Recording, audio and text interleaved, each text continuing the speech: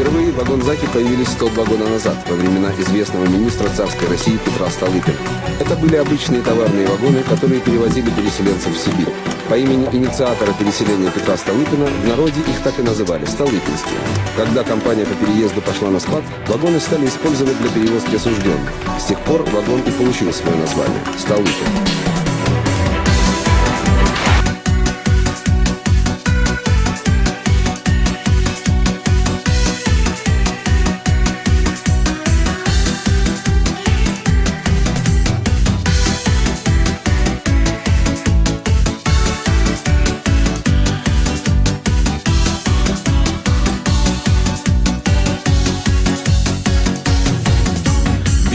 Вагон качается, вагончик непростой, вагончик замороченный, решетки до конвой.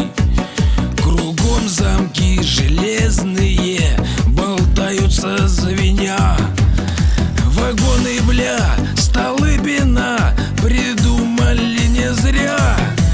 Колесный стук, везут меня, они везут по приговору рай суда, где лютый холод и тайга, где даже воробьи зимой здесь ходят в валенках порой.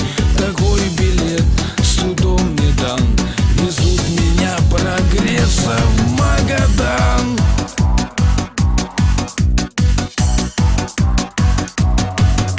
Вагоны эти неспроста гоняют в гиблые места. Болото, гниль да бурелом, медведь да волки лишь кругом. Шаг влево и шаг вправо там, задрали волки, скажут вам. И не узнает, что и как, что сына расстрелял наряд. Колесный стук, везут меня, они везут по приговору рай суда, где лютый холод и тайга, где даже воробьи зимой здесь ходят в валенках порой. Такой билет судом не дан, везут меня прогреться в Магадан.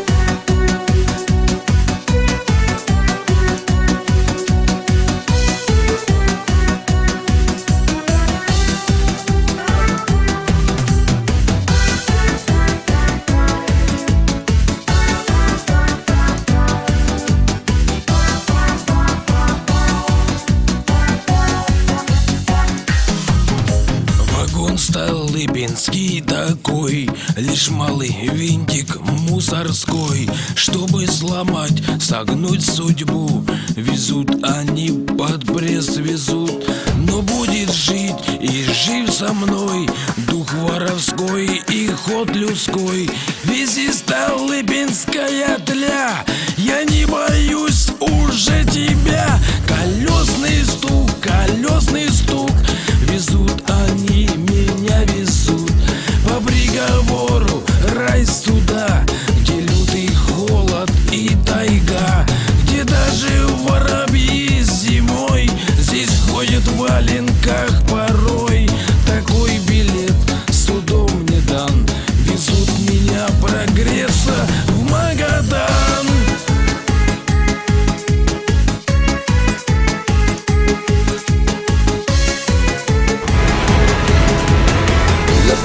В России в местах лишения свободы на сегодняшний день находится почти 1 миллион человек.